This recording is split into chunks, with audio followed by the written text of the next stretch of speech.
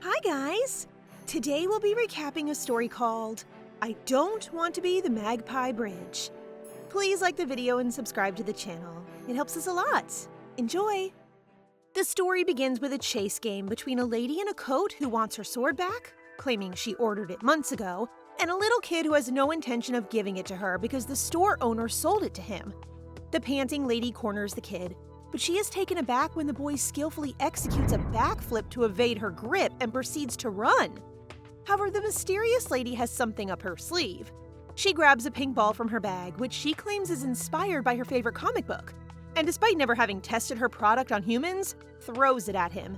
And as soon as it strikes him, he shrinks and gets encased inside the ball. It's literally a Pokeball!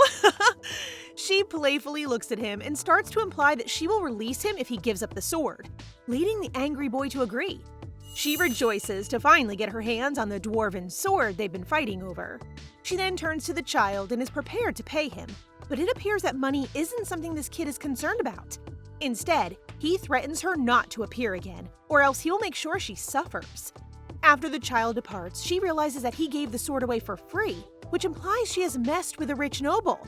Despite this, she smiles and seems confident that no one will catch her because the lovely ginger-haired lady she appears to be is actually a disguise. She removes her magical robe and turns back into 13-year-old Shiana West. She was really stunning as a grown-up, but right now she's a lively, fearless little darling.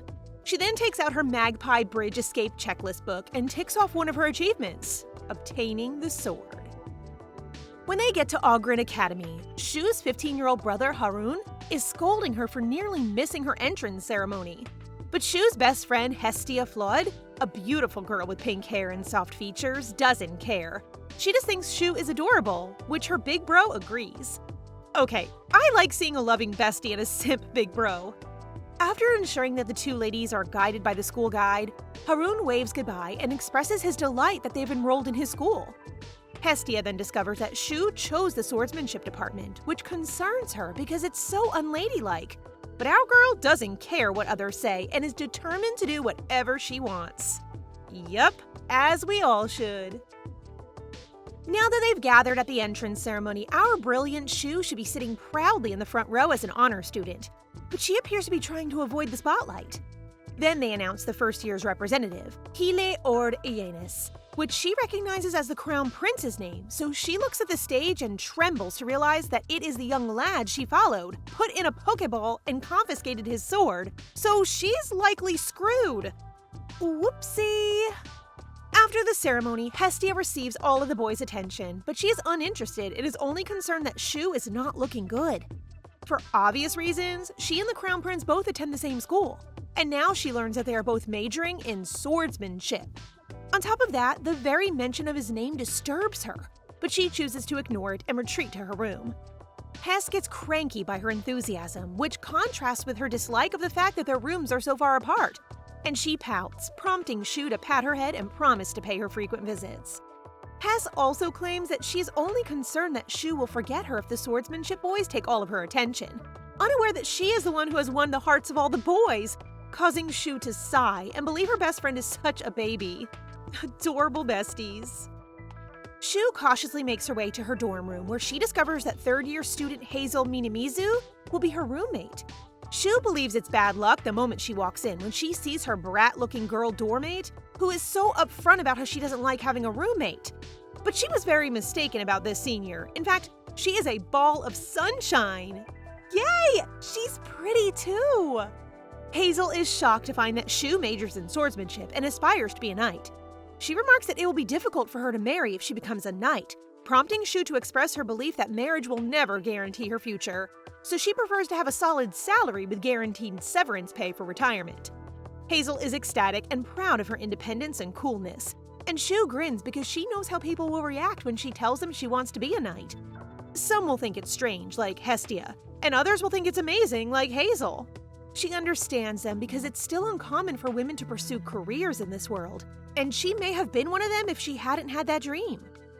She began having bizarre dreams at the age of 5, and in them, she sees her past life as Han Yi-an. This is when she realizes she was living in a novel world she had read previously and knew she was destined to suffer. Her family will become bankrupt and she'll be sold as a bride, with Hestia contributing to her misery. No, I like their friendship. Sometimes Yi-an will hold and read the novel, so Shu takes the chance to read it as well, as she does today. So she scans and attempts to find useful information, such as the fact that someone will compel Hestia, and that person is Heelay. She screams as she wakes up that morning, realizing why she hates the Crown Prince's guts. He's one of the main leads. Shu is reincarnated in the novel The Guys Around Hestia, and as you may all have guessed, it is a romance story centered around the grown-up Hestia. Oh my, Hestia looks stunning on the novel cover! Juliana's role is to be her best friend, and despite being a supporting character, she will attract a lot of male attention, which is great, but it's not what you think. These men are merely using her to get closer to Hestia. In short, she is used as a magpie bridge, connecting the female lead to her suitors. Although Shu knows that none of this is Hestia's fault, she is adamant that she will never let herself become that bridge. Hestia pouts because lunch is over, which means her time with her best friend is done as well. Shu goes first to change into her swordsmanship uniform, and while she does so, she realizes that she will not be able to hide from Heelay, and they will undoubtedly meet during class. She regrets that she just changed into her adult appearance and did not entirely conceal herself when she first saw Heelay, which makes her nervous because, despite the disguise, the prince may be sharp enough to recognize her right away. So do you know what this girl does? She shows up to the practice field clad in a towel, which is really drawing more attention to her. With a mischievous grin on her face, she thinks her disguise is going to work. However, her plans are thwarted when the teacher calls for everyone to line up for a one-on-one battle to test their skills. Among the male leads in the novel, the one she least wants to cross paths with is the raving, obsessed Prince Heelay. Not gonna lie, the prince looks incredibly attractive in this mature image of himself.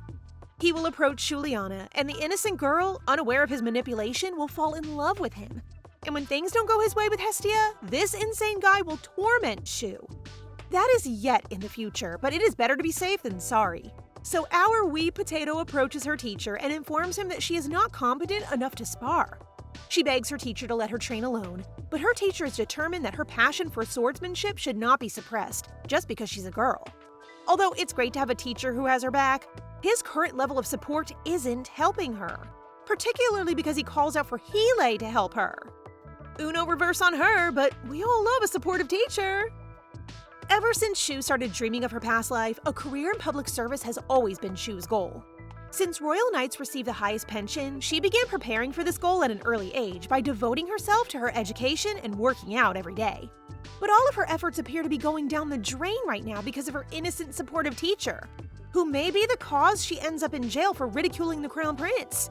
Heelay will have to guide Shu until she's ready to spar, and in exchange, the teacher promises not to tell the Emperor that he was slacking off last time, so this young prince accepts. They find a quieter spot to go to, and the second they get there, Heelay urges Shu to take off her towel, but she just shakes her head in protest. This is driving the prince crazy, as he has no idea why a girl behaving so strangely wants to major in swordsmanship, until he realizes something. After staring at the quivering Shu for a while, he finally figures out that she must have joined the department because she has feelings for him. He then strikes a pose, gushing about his good looks, which actually helps Shu relax. I never knew the Crown Prince had such a cutie side. However, Heelay values their department and does not want her to be part of it since he believes she has dirty motives. So he takes away her sword and walks away, causing Shu to finally snap and detest Heelay for assuming things as if he knew her well. She clearly declares that she is not one of those girls who are crazy about him. Instead, she is someone who loves money. Her eyes sparkle as she explains that being a knight will provide her with riches and prestige, and she takes back her sword, leaving Heelay distraught by her immoral goals. She flashes him a cheeky grin, which catches Heelay off guard because he knows that expression from somewhere. So to confirm his suspicions, he takes her towel off against her will. Indeed, he does remember her as the woman who made fun of him. Shu pretends as if she knows nothing, but the furious prince is confident it's her, since he can never forget her eyes and cunning voice. As she steps back in response to Heelay's command to stop, she utters aloud her unconscious thought that the prince is overreacting. Her remark causes the prince to lose his cool and chase her down, leaving her with no option but to use her quick step magic for a boost, while explaining to her teacher that she needs to use the restroom. She can use magic in that way? Impressive! She returns to her room when she hears her transmitter ring, expecting it to be a call from home. But it is from a man named Carl, who addresses her as Miss Schneeballen. He's not supposed to call her, but he has no other choice because their client needs the camcorder repair rushed, which irritates her right now. However, her tone softens and she assures that it will be sent immediately after Carl mentions that the client is willing to pay more. Her love for money is really something. Although becoming a knight will grant her more freedom, our girl realizes that it won't be enough to support her family. So she takes on a second identity as Schneeballen, a beautiful grown-up lady with reddish hair and a mysterious engineer who fixes underworld magic devices. She wasn't born a genius, but her mastery of programming from a previous life, which matches how magic works, has served her well in her current life, making her an accomplished engineer. Her lovely roommate then appears and promptly asks how her first day was and if she had fun. Hazel mentions that she overheard several swordsmanship students calling one of their female classmates poopy pants, which makes our girl quite humiliated. Rumor has it that the girl skipped class due to constipation, and Hazel believes the girl in question is not Shu, which Shu confirms with a stutter. She is now crying inside because she believes that the Crown Prince is behind it to get revenge on her. I'm sure she will get into more trouble. Poor girlie. While Hestia's friends are chatting with her after lunch, she unexpectedly disappears and tags along with Shiana, much to their surprise. Hestia's short-haired friend finds it strange why someone like Hest keeps hanging around Shu's side when the girl is pretty weird. But the other friend believes Shu must be a good friend because when the boys who have a crush on Hestia ask about her type, she happily says she likes someone like Shu. The novel's female lead needs no man. Perhaps you're curious about where to find these cute best friends. They're actually hiding behind a bush, and cute Hestia is grumbling about how her legs are hurting.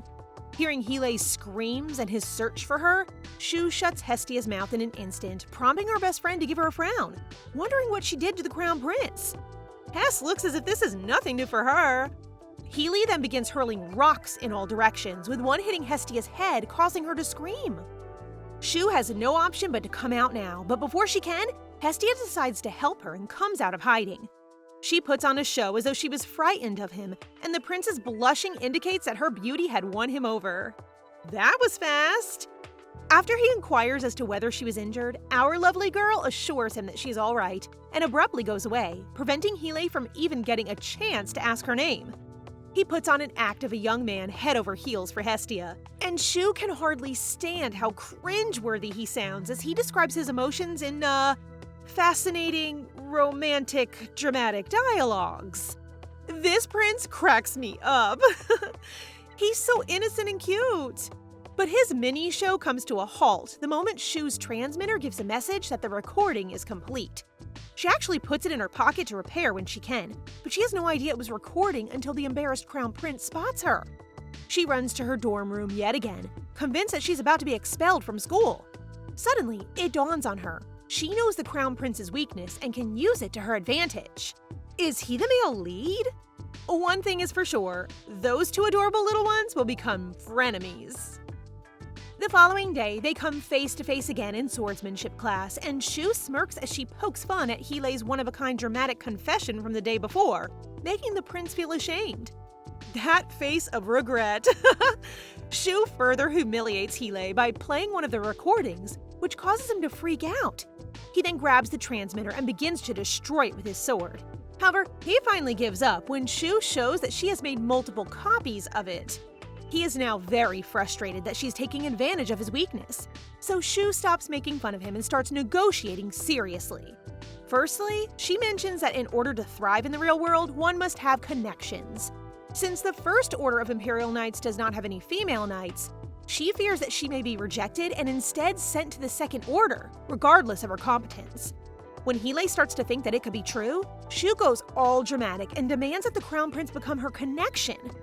Not like a backer, but simply to ensure that he will prohibit any unfair behavior when the time comes. Hilei smirks at how confident she sounds about being assigned to the First Order, prompting Shu to flash him a proud look, declaring that she may not be powerful enough now, but she is confident that she will be by the time they graduate.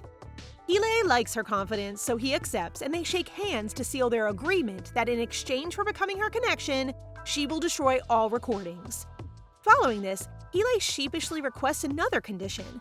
This time that Shu help him in becoming closer to Hestia, a request that she instantly declines. This cutie crown prince then tries to negotiate and promises to make sure she really gets into the First Order, which our girl happily accepts. Look how the tables have flipped! Meanwhile, a blonde, charming boy with glasses looks through the month's Magic magazine and reads an article about Schneeballin, aka our ginger girlie. As he frowns, since they don't publish any photos of her, his gaze is captivated by the sight of pretty bestie Hestia as she wanders down the hall. Then he notices a guy approach her and asks if Hestia has seen his love letter, to which she casually and innocently responds that she did not read it on purpose, because she has rejected him. So savage! She then smiles and declares that her ideal person is someone like Shushu, which intrigues the blondie. Shu is blissfully doodling throughout class because her mind is at ease after dealing with Hile. In the novel, Hile is meant to fall in love at first sight with Hestia after they graduate from junior class, but it has already happened and he is not responding aggressively. So Shu speculates that it is because they meet when they are still young. It reminds me of those innocent high school crush feels. Hestia and Shu are about to go for lunch when Hile interrupts them, stating that he has to speak with Shu for a moment. This prompts Hestia to wonder if she isn't included in their conversation, causing this boy to flush and claim she isn't, missing his golden opportunity with her. Hile is still charmed with Hestia's beauty as she walks away, and Shu, who has been watching him, thinks his crazy side hasn't fully surfaced just yet. He looks so cute though. Shu then wakes him up from swooning over Hestia and asks what he wants to talk about.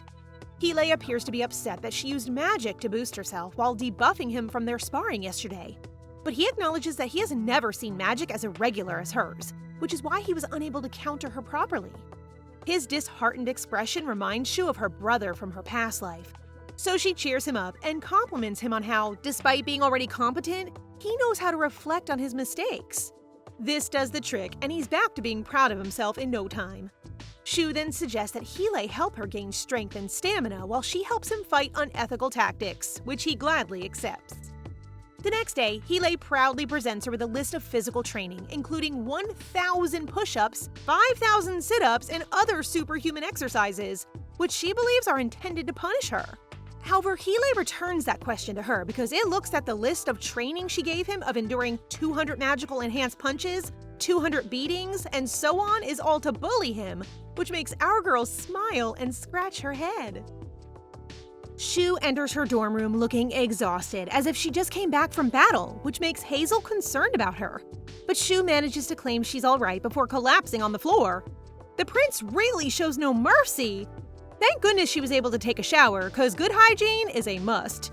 Despite her feelings of being an annoyance to Hazel, her senior persists in helping her dry her hair and instructing her to sit quietly, which Shu has no choice but to comply with. While applying ointment to her injured hands, Hazel complains about her overdoing the sparring exercise and changes her mind about the Crown Prince, claiming that he is too hard on her little Shushu. Shu simply listens to Hazel's concerns and is convinced that she is a good person because she treats her well, despite the fact that they have only recently met. That night, Shu gives the sleeping Hazel a really sweet smile, and she secretly thanks her for all the help she gives, while claiming that having Hazel as her roommate is the best thing that has happened to her since she started attending the academy. Aw, Sister Hazel is the best! Just as Shu is about to drift off to sleep, she is startled to see Hestia sneaking into her room. She appears frightened as she climbs into Shu's bed and tells her about her nightmare, in which Shu was laughing and surrounded by many, yet she ignored Hestia's calls for her. Hestia begins to cry, fearing that without Shu, she would be alone, which leads Shushu to feel guilty for being so preoccupied with her sparring practice that she hasn't paid much attention to her bestie, who is actually struggling to adjust to her new environment and dorm life. Hestia snuggles closer to Shu, wishing they would never grow up so she may continue to act like a carefree child around her. Hestia is aware that she's acting immaturely right now, yet she begs Shu to understand her, while Shu looks at her worriedly. Eventually, the two of them fall asleep while they hold hands. Never forget your besties, everyone. The next day, Shu proudly shows off her biceps and triceps to Hestia, unconcerned that the others are laughing at her as long as she can make her bestie laugh so hard. After that, Hestia sends Shu off, concerned that she'll be late for practice. But before she departs, she gives her the grape-flavored ice cream she's been craving to cheer her up. As they say their farewells, Hestia worries about what will happen if Shu really leaves her behind. You just have to run with her and grow alongside your bestie. Looking in the mirror, Shu recognizes her toned body, and though she dislikes the Crown Prince training course, she continues to see positive outcomes and believes she is really learning something from him. She's waiting on a bench for the Crown Prince when the traffic lights trio appear, talking to each other and assuming they're the only ones around, so the yellow-haired guy says he wants to try something he learned in magic class. A gas that can amplify fire magic is inside your body, and he means their fart. They giggle like middle schoolers and laugh loudly as they accomplish it, while Shu watches them with disgust. The Crown Prince then sits next to her, recording the trio's activities, and questions if she felt this disgusted when she saw him doing a romantic, cringy scene, which she confirms. But he is relieved that she destroyed the recording as promised. But her silence raises doubt in him, and he realizes that Shu hasn't deleted it yet because their contract hasn't been completed. They are fun together! That night, Heelei checks his battered body in the mirror and believes Shu is really taking pleasure in giving him a good beating. Thinking about how much he was bullied by our girl annoys him, but he can't deny that she is good at magic, making him sigh and wish she had majored in magic so he wouldn't be feeling so harassed now. He then plops on his bed and recalls that Shu gives casual compliments, making her a good training partner, and there are even times when she treats him like a little brother. For some reason, he doesn't mind it and even smiles at the very thought. I see, their dynamic seems to be more sibling-like than anything else. But his thoughts are interrupted by his roommate Cory, who is curious about what makes him smile. Then Cory asks the Crown Prince if he knows anything about a youngster named Shushu. Though he doubts it's Juliana's nickname, Heelei chooses to tell Cory that he doesn't know. The next day, Shushu is persuading Hestia to join her Magic Circle Control Club, but she hesitates because she honestly cannot do magic.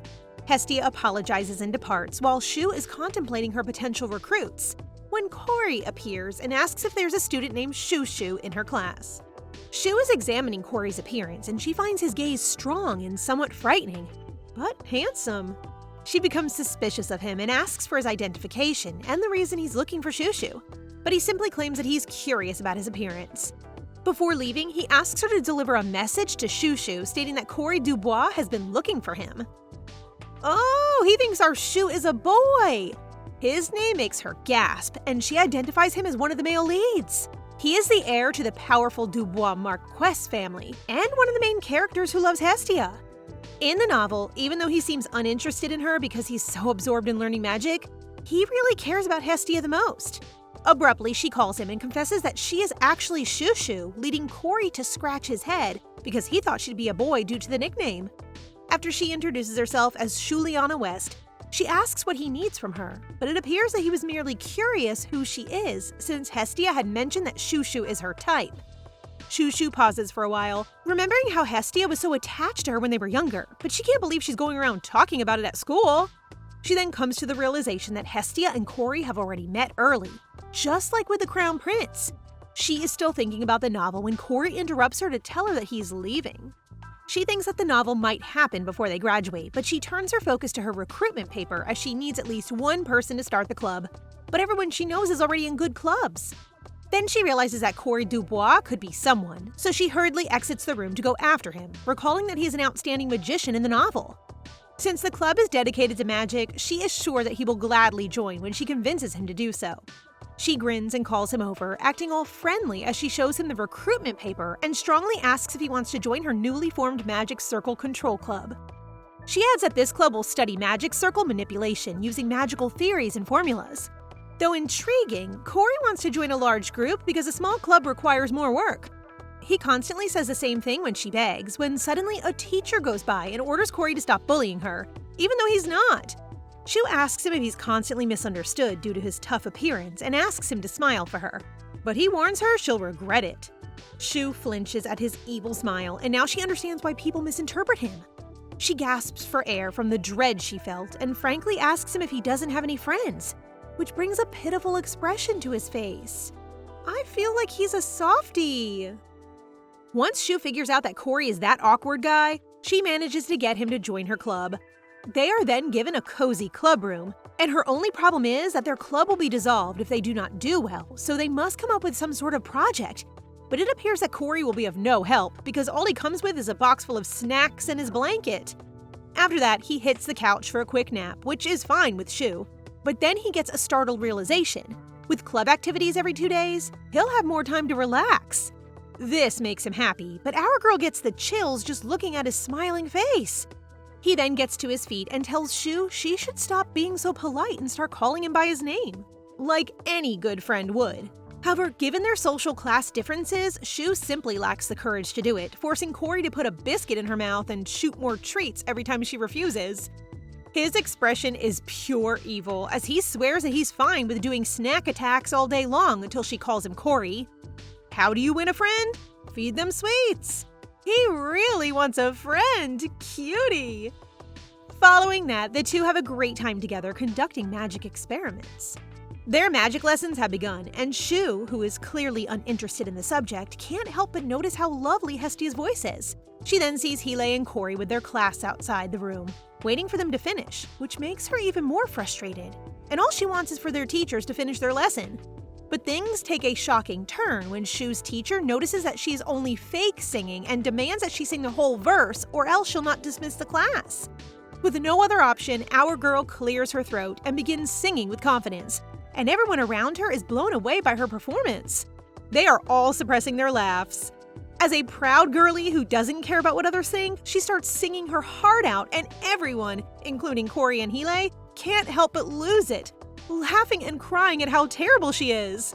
On the inside, poor Shushu is crying, but hey, at least she has Hestia, who compliments her voice.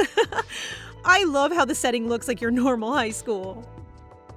She became a campus celebrity the moment she let out her golden voice.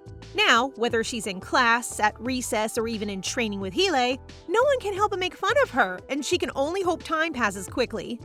She then enters her club room, confused as to why Cory is curled up under his pink strawberry blanket.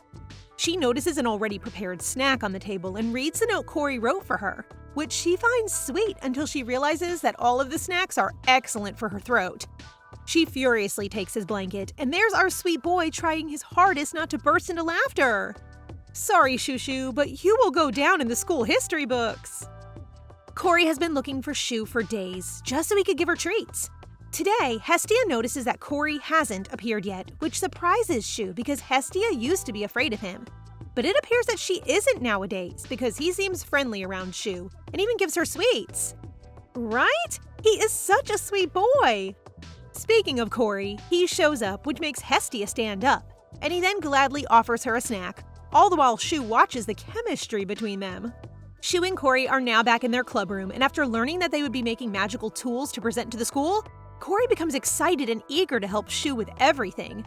He is so impressed by Shu's talent to modify magic circle formulas, and while he gushes about it, Shu can't help but change her opinion of him.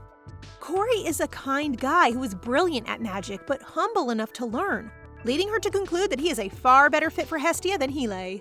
So she straight up asks him whether he likes Hestia, prompting Cory to reveal that the reason he can't keep his gaze away from her at first is that her appearance matches his taste. And by taste, he means that Hestia resembles a cute candy.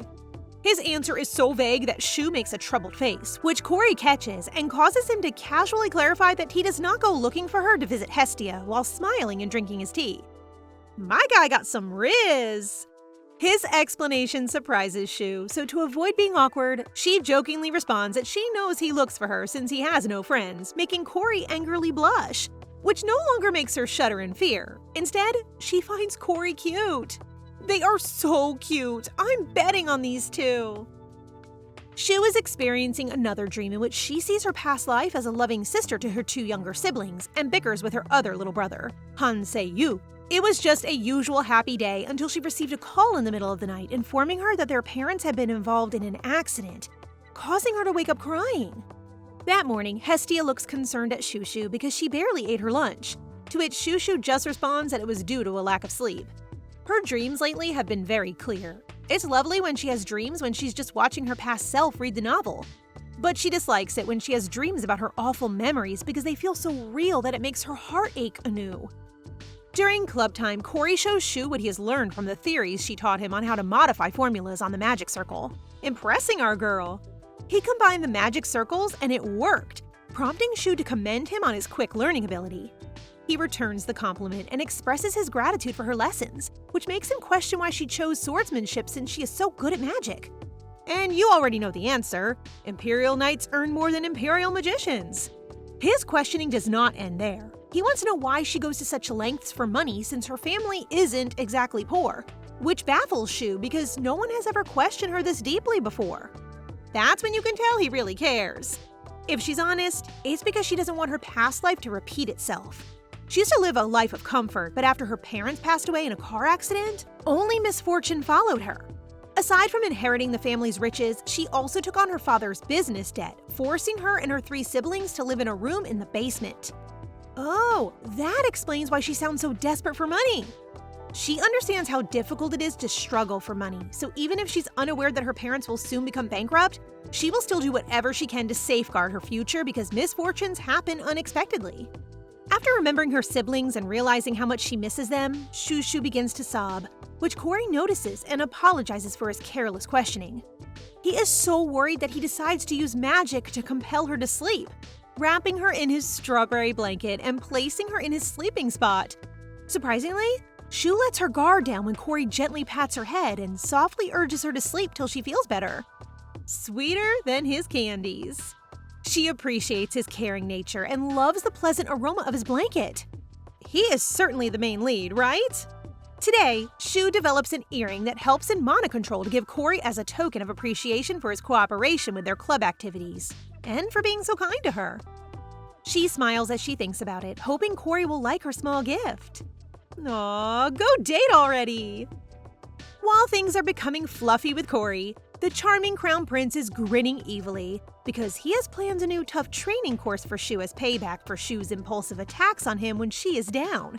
Cory puts her at ease, but Heelay serves as her stress reliever.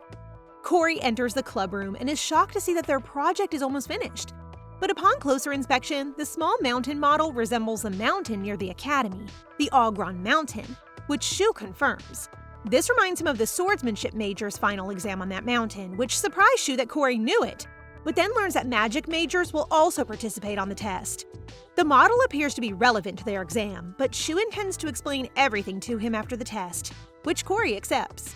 Shu likes how Cory never presses for answers, and even now when he does, everything is floating just because she once told him not to mess with their sofa. He is so considerate. She then hands him her gift and Cory examines the earring, but when he notices something on it, he crashes to the floor and asks Shu where she bought it. Shu honestly claims that she made it for him, causing the guy to scream and want to confirm that the symbol etched on it is her own. The dollar sign makes perfect sense considering her love for money.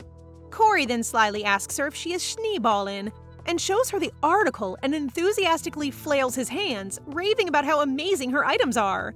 She's already been busted, so she has no choice but to admit that she's schneeballin' and urges him to keep it a secret. Cory nervously shakes her hand before abruptly storming out of the room, shrieking with joy. A true fan indeed. He goes back to thank Shu after he's calmed down, but the earring is bleeding heavily now, so it seems like he pierced it by force. I can't with him. He is so cute. Hestia tells Shu the following day that Cory is popular on campus because of his handsome appearance, illustrious family lineage, and exceptional talents. But when the semester began, the Crown Prince's arrival caused a split in popularity. It amazes Shu that Cory, an introvert, is liked by many. They are now on the Ogron Mountain for the practical test, and Shu is giving Cory a piercing stare, branding him a traitor in her mind because she hadn't considered that he wasn't a loner like her. Still, after giving him some decent scrutiny, she sees how sparkling he is and confirms that he is indeed a male lead. Eventually, Cory asks Shu why she can't stop staring, so Shu nonchalantly replies that she recently noticed how handsome he is, prompting Cory to flush so hard that he turns away and begs her not to say such things while he's already doing his hardest to remain composed around her, his idol. Shu regains her confidence when she realizes that this male lead is a fan of hers, and she begins to tease him until Heelay appears between them. The professor then announces that their exam will be marked based on the number of slime nuclei collected. While the lecturer continues to go over the guidelines, Heelay questions Cory about the absence of magic major students, and learns that this is an elective test for them, with those who do not specialize in offensive magic opting out. While this answers Heelay's curiosity over Swan Hayden's absence, Cory points out that the boy didn't enroll and is currently studying abroad. While listening to them, Shu recognizes Swan Hayden's name and remembers that he is that grouchy white-haired boy she knows. She's surprised that the boys also know him. Shu is surprised when Heelay asks about her relationship with Swan Hayden, because he has heard the Blanche and West families are close, to which she replies with no enthusiasm that it is solely due to their family's businesses and has nothing to do with her. When they were younger, she recalls Swan visiting them at home with his father, and when the adults were at work, he would also visit their drill hall, so she would frequently run into him while training. She noticed that Swan always looked cold and wore a long-sleeved turtleneck that covered his entire torso. However, when she caught a glimpse of his arms, the severity of his injury surprised her. So this guy has a horrible past, has he? Shu may not know much else about Swan, but she is quite aware of his terrible personality. She begins to sulk, recalling Swan's temperament and the frequent rejection she experienced whenever she attempted to initiate a conversation, while he always pretended to listen to Hestia when she attempted to talk with him. This saddened Shu, but she immediately moved on, considering Swan is one of the male leads. She feels it's best that they're not close, since none of the male leads are normal anyway, but she quickly dismisses the idea and believes that there's a chance Swan is a normal guy just like Heelay and Cory are now. Heelay then spots Shu staring and confronts her about growing feelings for him, leading her to make a disgusted frown and realize that their crazy colors may not fully emerge just yet because they're still young. The prince is so cocky! The first stage of the exam begins and everyone is running around, except Shu, who believes that one should work smart. Plus, she has reliable members with her, so she is confident that they will complete the test with no sweat. Then she secretly celebrates her guaranteed scholarship and the club's funds. So her plan begins immediately. First, she directs Cory to light the slimes on fire, once she has gathered them in one location. Next, she instructs Heelay to look for the slime boss and capture it alive, which confuses him, yet he still follows her instructions. So Heelay sets out to find the boss, while Shu assures him that they will capture his fair share of slime. She then begins to make a magic circle on the ground and use illusion magic, causing the slime to show up in large quantities, freaking Cory out. She reveals that the illusion magic circle she made makes the slime smell a scent they like, making this fan of hers blush in awe. Cory then steps up as he sees the slimes piling up and starts cooking them with his blue flames, which amazes her with its power. Cory gives her a brief glance and immediately places her in a water barrier, claiming that the place is too hot, making her blush and admire his attentiveness. This guy is greener than the entire Ogren forest. When they're finished, they divide the slime nuclei among the three of them and believe that they'll definitely get good grades for this. And because they still have time, she shows Cory her Pokeball, explaining that it is a monster-catching ball and demonstrating how to use it. She really said, "Slime, I choose you!" Cory is amazed as he sees the slime inside the ball and asks if she may give him one because it bears her Schneeball and $sign. Following that, the two proceed to where Heelay is. Heelay abruptly stops Cory and Shu from approaching him and gestures towards the Pokeball Shu is holding. The Crown Prince was traumatized! This, however, just serves to heighten Shu's itch to hurl the Pokeball. She does so while smiling evilly, making Heelay wince and close his eyes in anticipation.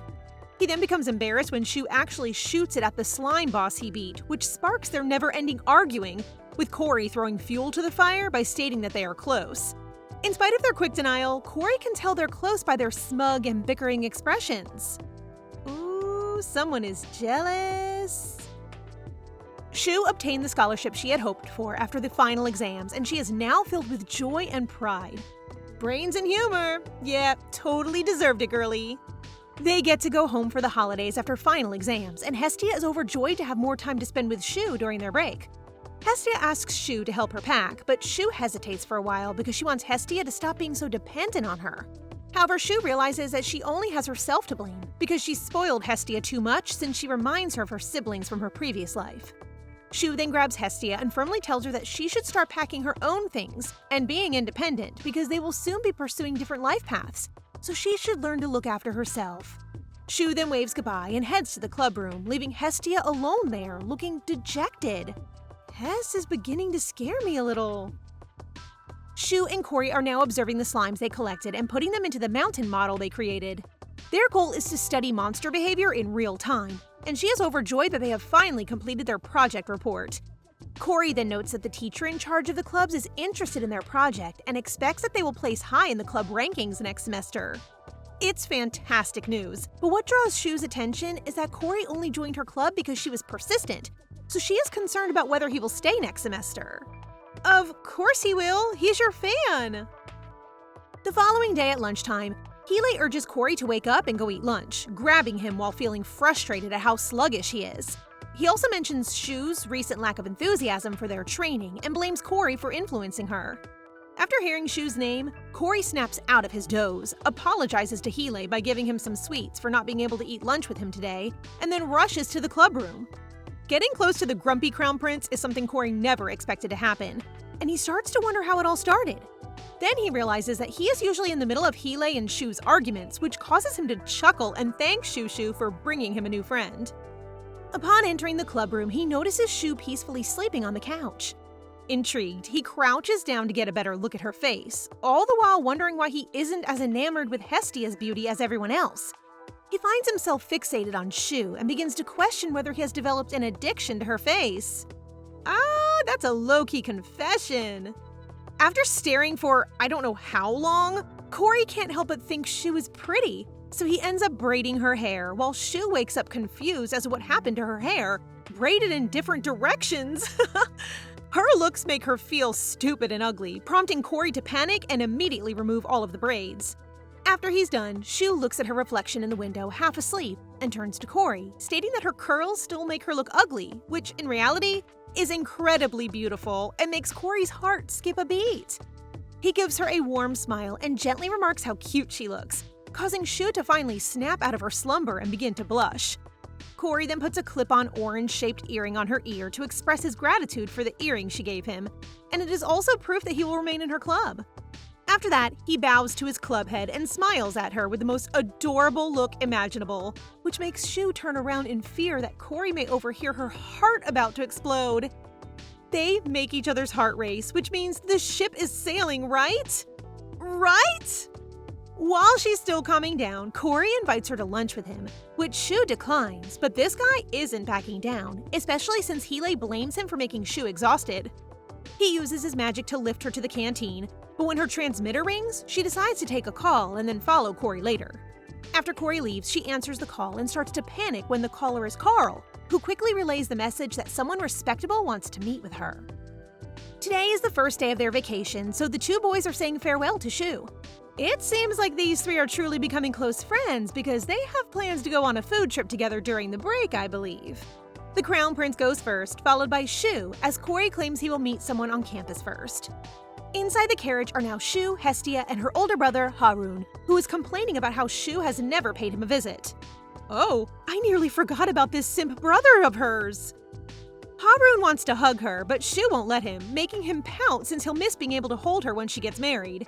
Shu firmly clarifies that she has no intention of getting married and instead plans to live alone. Even in her past life, she has never had a lover as well. Probably because she was too preoccupied with making ends meet, but fear not, my darling. You have 4 male leads to choose from. Anyway, best boy Cory, who is still on campus, enters a room where a ginger, long-haired guy waits for him.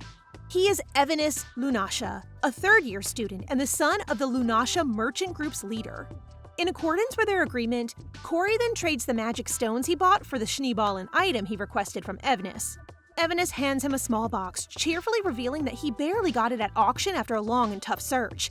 He attempts to tell Cory more, but Cory remembers how much he got deceived into buying more items before, and he knows how much of a businessman Evanus is, so he decides to leave. As Cory leaves, his upbeat demeanor turns icy, and he plops into the chair, intending to say that Cory might get the chance to meet his idol Schneeballen, but he smirks, believing that Cory may already know who the mysterious lady is. Whoa, his dark eyes truly give off that wicked vibe.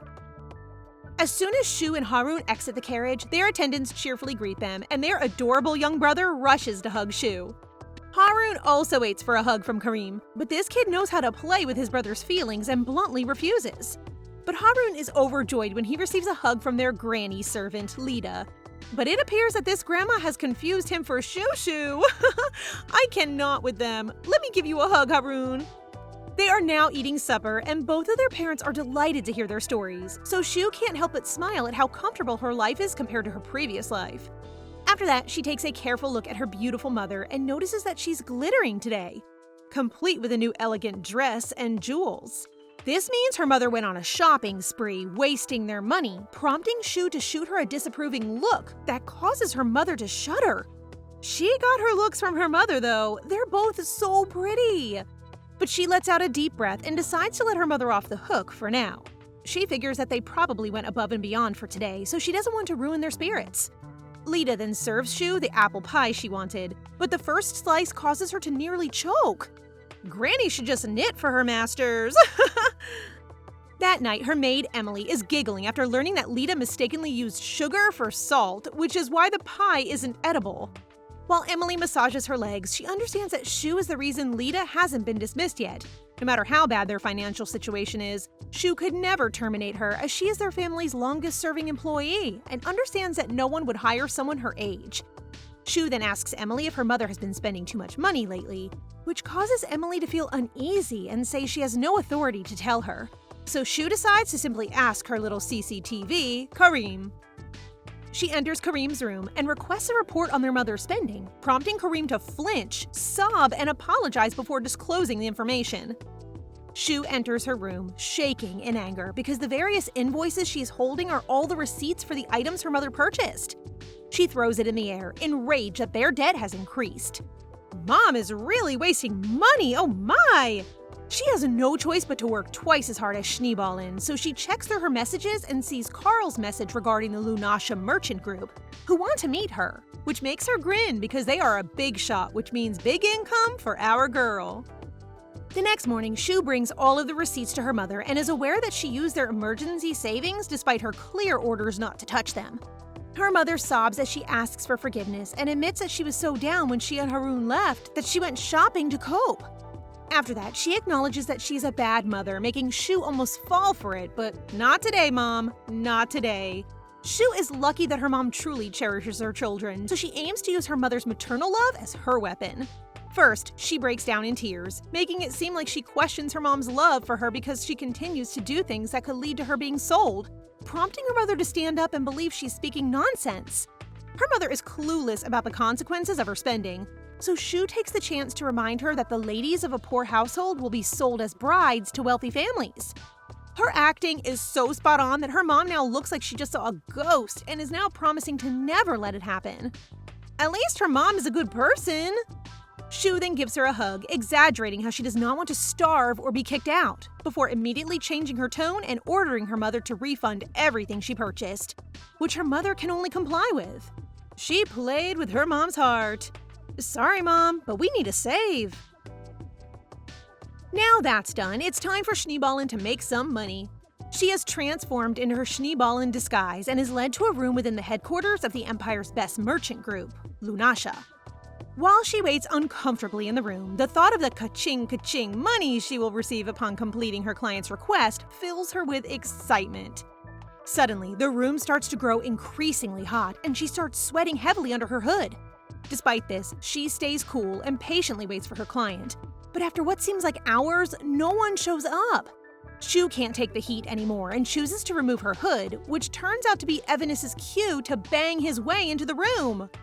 Shu, taken aback, believes this person has planned it all along. Shu has done an excellent job concealing her Schneeballin identity for so long, so being discovered so quickly is very distressing. Evanis then sits down, introducing himself as a representative of their organization, and Shu instantly recognizes him as one of the male leads. She can see from his gaze that this guy is far more dangerous than the other male leads, so she intends to immediately complete his request and leave. Evanis finds her bluntness amusing, so he gives her the contract, implying that his request is something serious, which Shu isn't interested in. But after some convincing, she agrees to read it carefully. Her eyes widen as she realizes how beneficial the terms are. The contract states that, in addition to 1,000 golds for signing it, she will receive hundreds of golds per request, which will make her really rich, just as she dreams. However, Shu declines the offer because it is too out of the ordinary for her, and she would have to return to the academy after break. So she stands up and is about to go when Evanis closes the door. She turns to face him and notices that he's not wearing his typical optimistic expression, but rather an intimidating one. Shu freaks out when she finally meets a male lead who, like in the novel, is a true lunatic. She needs to escape immediately, but she remembers she didn't have any Pokeballs, so she plans to use her camcorder to blind him so she can use that chance to escape. However, Evanis uses his hair stick to break it just in time for her to toss the camcorder at him. Is it just me, or does he look disturbingly gorgeous with his hair down? Please be a good guy. He then touches her hair, smiling as he reveals Schneeballen's real name, Shiana West. Shu gulps in terror, but composes herself to appear tough in front of Evanis, questioning how he knew her identity, but this guy just gives her a smile. It occurs to her that maybe she did something wrong with the organization, but she decides to ponder about it later and concentrate on getting out of there right now. She hits him and goes to the door, but it seems like it won't open until it's Evanis. When Shu's anger boils over, she shows her skills by snatching his hair stick, slipping under him to make him fall, and then getting on top of him, pointing the stick at his neck. This man, though, shows no fear and really seems to be enjoying being in their position. Shu quickly assesses her situation. She is confident that Evanis' men will pursue her even if she escapes now, and this senior of hers may broadcast her Schneeballen identity at school, so she cannot help but admit defeat. She then stands up, extends her hand to him, and is now prepared to listen. Shu is surprised that this guy is interested in Hestia, but he becomes fascinated about her, so he runs a background check and discovers that she is Schneeballen. This means Evanis intended to use her to get closer to Hess, which she is seriously avoiding, so she anticipated his plan to remain unchanged, but is taken aback when this charming guy is no longer interested in Hess. He shyly confesses that he is becoming more interested in her, which gives Shu the chills. He then reveals that she disrupted one of his father's businesses, which actually makes Evanis pleased, so as a gift, he intends to give Shu an option. He discloses that the contract his father made will put her in danger, so he tears it and says that after she signs, she will get a tattoo and become a slave for the Lunasa group. He bears a crescent moon on his neck. Does this mean that he is also his father's slave? His father has already set his eyes on her, so if she departs now, she will have troubles. So Evanis suggests that she pretend to enter the contract while working for him. But Shu recalls that Evanis regularly betrays people in the novel. All of a sudden, the pain from his tattoo becomes unbearable, causing him to collapse onto his knees and gasp for air. He then looks so desperate as he begs Shu for help. Based on his tattoo, I am certain his dad is mistreating him. Vacation means going out with your bestie, so Hestia is pleased that Shu made time for her today. And she comments on how everything on the restaurant menu is amazing, despite the fact that they had just strolled into a random place. However, she begins to complain to Shu about how difficult it is to meet her, even though it's their vacation time, and wonders where she's going because she's out all day.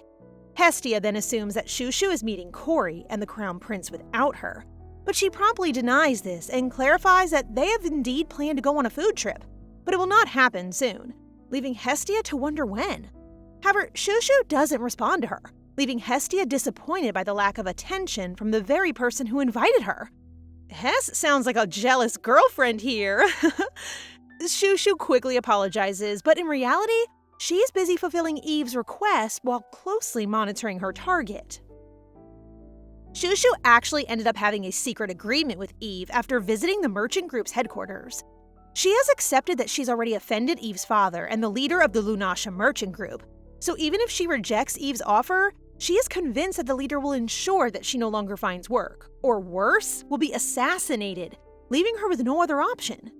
Furthermore, she cannot ignore Eve's desperation when he pleads with her to save him.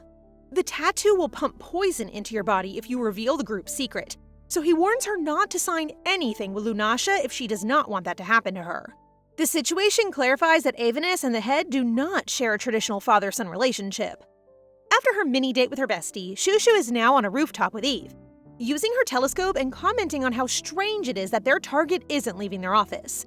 Eve tells her to keep a watch on the guy because, based on her investigation, he appears to be the most promising. Shu then employs detection magic during her break, stating that she hasn't eaten properly since she had been so preoccupied with tracking their target around. As she eats, she offers Eve a sandwich, but he declines and just compliments her on her exceptional performance in all the tasks he assigns her. She simply states that she's paid to do it, but as she sits beside him, she can't help but notice Eve's real face is expressionless. The more they meet, the less he smiles, and she starts to wonder what kind of life he's been leading and how terrible it is that he's so hell-bent on getting revenge on his father. That said, just a friendly reminder to be kind and check in on those in your life who are always cheerful. They may be carrying a heavy load. Shushu then inquires about Eve's revenge plan, and he sighs as he reveals that he has established a temporary company that sells fake projects. He aims to trick his father into investing all of his money in his fake company, and once he does, he will tie the project to his other criminal actions, which are likely to result in his father's imprisonment. Eve plans to seize everything while his father is in prison, ensuring he has no allies or supporters upon his father's release. Tightening his fist, he promises that his vengeance will begin there. The detecting magic glows, suggesting that their target is in motion. As they watch the target leave the building and make his way to the left slum alley, Shushu gathers all her belongings and is ready to pursue him. But just as she's about to, Eve quickly carries her and steps onto the edge of the building, making her so surprised. He points out that taking the stairs will take them too long, so he instructs her to firmly hold on and leap off the building. Aveness lets go of Shu's legs in midair, causing Shu to panic even more, whereas this guy simply rips a magical item, allowing them to float before landing. As they touch the ground, she huffs, and her legs won't stop shaking, so she advises Eve to follow their target on his own. However, he persists in carrying her on his back as they rush through the alley where the man entered, only to realize that he has vanished. However, the sight of 3 women in the neighborhood causes Eve to design a smart scheme in which Shushu pretends to be asleep. He uses his charisma and enticing smile to seek their assistance, which they all find impossible to refuse. He then informs them that his older sister is drunk. Their father had brought the house key and gone somewhere, leaving them unable to go home. He is concerned about leaving his sister on the cold floor, which prompts the ladies to react. Eve continues to tell them that he believes their father went that way and asks if they've seen him. After describing the man to them, one lady claims she saw someone who matched his description enter Yusar's shack, but she's not sure if minors are allowed there. One woman informs him that since he's just looking for his father, there should be no problem. After receiving directions to Yusar's shack, he expresses his gratitude and continues on his way. They both enter Yusar's shack and stumble upon a place that looks like a club. However, because of the immense size of the area, they find it difficult to locate their target. Eventually, Eve locates the man seated in a corner, but there's a large crowd around him, making it difficult to approach without attracting too much attention. Eve believes Shushu should provide a distraction, which initially surprises her. However, the idea of being paid for this duty motivates her to strive for perfection, especially after seeing some girls dance. So she tells Eve that she'll do it, but she asks for extra money, which he readily accepts. She then comes to the center of the stage, telling the ladies that their dance is so boring. So our very confident Shushu grabs everyone's attention and screams that they better make some noise. She removes her cape and begins dancing like a fish, making everyone laugh so hard. Even their target! Not gonna lie, I thought she would start singing again. Well, despite her embarrassment and for the love of money, she continues to dance until everyone follows her lead. And Eve can't help but chuckle. Aw, look at him smiling so genuinely. The entire bar is now dancing the Shushu dance, while our icon here ducks down the bar alleyway in shame. Now that he has all the information he needs, Eve thanks her for her hard work. However, it seems like Shushu is unable to get up after dancing for hours. He carries her through the busy street, and as they go, Shu notices a street vendor selling grilled skewers, so Eve buys her 2, claiming that one would not be enough to fill her tummy. They look cute here though, but I'm loyal to Cory. Anyway, Shu headlocks him and instructs him to eat, but when he refuses, she throws a tantrum like a child, prompting Eve to set her down, lean closer to her, and take a tiny bite, causing our girl to blush at how smooth he was. Eve? Cory? Eve? Ugh, this is so hard! Thinking about it now, Shu has never seen Eve eat anything other than water or milk, along with the strange powdered medicine he takes regularly every day. Eve then interrupts her thoughts and says that he intended to force her to carry out horrible acts for the sake of his objective. But he has since changed his mind and claims Shu is free to leave. He gives Shushu a sad smile as he realizes that dirty work does not fit her at all, startling her. The next day, as she prepares a drink, she can't help but think of Eve and believes that his character is very different from the novel. Just then, Big Bro Harun arrives with some screen time and snatches Shu's homemade health juice, which, by the way, is a juice that lowers your health because, amusingly, Harun is now trembling and nearly dies from it. Following that, Shushu, disguised as Schneeballen, bursts into Aveness's office and proclaims that she will not quit, something he does not expect to hear. Shushu then walks furiously to his desk, realizing that it was him who sent shopping flyers to their house, causing her mother to spend a lot of money on shopping and leaving her with no choice but to work with him, which Eve did not deny and sincerely questions whether she still wants to work with him. After spending time with him, she is certain that Eve is not a bad guy, and no other customer pays as much as he does. So as a lady who values money, she can't let go of him. Eve smiles and lets her be, then proceeds to inform Shushu that his job description today is document sorting. After completing what she was told, our girl collapses to her seat exhausted, while Eve gives her a sandwich before she leaves. She then turns to see what Eve is eating, and there he is again with that powder meal. So she offers him her homemade health drink, hoping that he'll stop consuming weird drugs. Eve responds by clarifying that what he's eating isn't strange, but rather contains painkillers, stress relievers, and nutrients, which irritates Shushu because it plainly isn't a meal but a medicine. She walks away enraged, but pauses when Eve thanks her before gulping the entire bottle. Thankfully, she followed Emily's instructions because all she gets from Avinus is a complaint about how bitter it is and that he did not faint like her brother. After that, they hear a knock from Eve's father's men, which causes Eve to become cold again. However, when the men enter and relay the message that his father needs to see him to discuss work, he returns to his sunshine, cheery demeanor, which amazes Shushu each time. As he passes by her, he instructs her to lock the door and not leave the room until he returns. It's been hours, and the sun's nearly set, but Eve hasn't returned, leaving Shushu so bored that she ends up reading a book on his shelf. But she's taken aback when Eve unexpectedly hugs her, pleading with her to remain still for a while. She complies, but eventually he breaks the embrace and puts on his cheerful face again. He returns to his work and orders Shushu to go, but she can't help but notice his trembling and injured hands, which she assumes he got from his father. Before entering Eve's office today, Shushu takes a deep breath because every time she opens the door, the cheerful Eve greets her with an embrace. This has been going on ever since he went to his father, and since Shushu is aware that he clings to her whenever he's anxious, she chooses to let it slide and push him to go to work.